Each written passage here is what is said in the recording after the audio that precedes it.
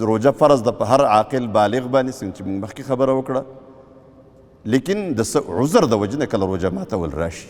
نو یو عذر دا دی چې څوک بیمار شو، نو بیمار ته الله اجازت ورکړی دی، ته بیمار شوې او بیماري داسې راغله. بعضې بیمارۍ داسې دي چې هغې کې د روجې نیول هېڅ مشکل نشته دی. یو سړی بیمار دی، بلډ پرشر دی، نارمل بلډ پرشر دی، لویه مسله نه ده. شوګر داسې عام لیول کې دی چې په هغې کې روجه نیوی کېږي او دی نه هره تېرولی شي. بعضې د معدې بیمار دی لیکن هغه روجې نیوی شي، نو روجې دې ونیسي.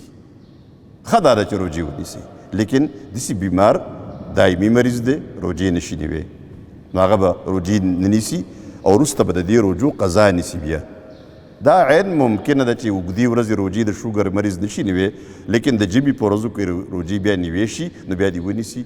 او که دی بلکل نشي نیوی او دته فرصت اړو میلاو نشو د نیو، نو بیا به د دې فدیه ورکوي. نو د بیمار دپاره گنجایش دی. یا دا ده چې په سفر کې دی، نو مسافر دی، که روجه نیسي نیوی شي، که د ونیوه عزیمت دی ښه ده چې ونیسي، لیکن که دی روجه نه نیسي په سفر کې، په سفر کې تکلیف وي خامخا. د دې وجه نه د سفر دپاره څه حد مقرر ده کړو چې سفر کې که تکلیف وي نو نه به نیسي، او که تکلیف نه یې نیسي به مطلق د سفر حالت چې راغی نو روجه دی ماتولی شي، البته بیا به یې قضا نیسي. نو که روجه ماته نه کړه وینیوه نو ډېره ښه خبره ده، ذمه خلاصه شوه. که سفر تکلیف والا نه وي، اگر چې اجازت په هر قسم سفر کې دی، نو مسافر دپاره روجه ماتول جایز دي. بل زنانو ته چې کومه ماهوارۍ راځي، نو زنانه ته ماهواري د روجې په میاشت کې راغله یا د مخکې نه روانه ده، نو د ماهوارۍ په ورځو کې به دا روجه نه نیسي. دا دې ته روجه معاف نه ده، د دې قضا به نیسي.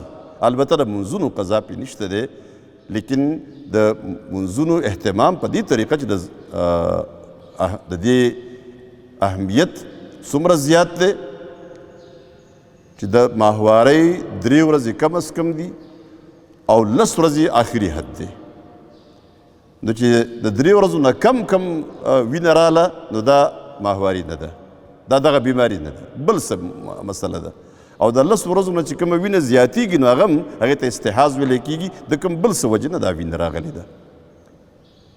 یا د بچي د پیدا کېدو نه پس کومه وینه راځي، نو د هغې کمه موده هر څومره چې خو زیات نه زیات موده 40 ورځې ده، دې 40 ورځو کې که روجه راغله نو روجې به دې نیسي.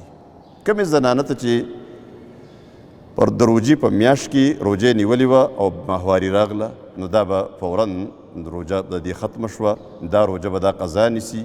او په دې ورځو کې چې دا روجه نه نیسي، نو د روجې په احترام کې د دې ته حکم دا دی چې دا به خوراک د خلکو په مخ کې نه کوي. ځان لکه څه خوري څکي ته اجازت دی، لکه څونکې روجې نشته دی، لیکن د خلکو په مخ کې خوراک څاک د دې لپاره به بند دي، ناجایز به وي. ناجایز داسې حرام نه دی، لیکن ښه دا ده چې د خلکو په مخ کې عموماً زنانه داسې کوي هم نه. زنانه چېرته کې څوک په کور کې په خوراک باندې نشي لیدی، دا ټوله خبره هغه پټه ساتي، هېڅ چاته پته نه سوا د کور د خپلو زنانو نه. خو بهرحال ادب د روجې او احترام د روجې هم دا دی چې په دې طریقه، نو چې کومه زنانه ته ماهواري راغله یا بل څه بیماري ورته راغله، یا سړی دی خو بیمار شو، یا په سفر کې دی، نو هغه نه به روجه نه نیسي، وروسته به د دې روجو بیا شمار پوره کوي.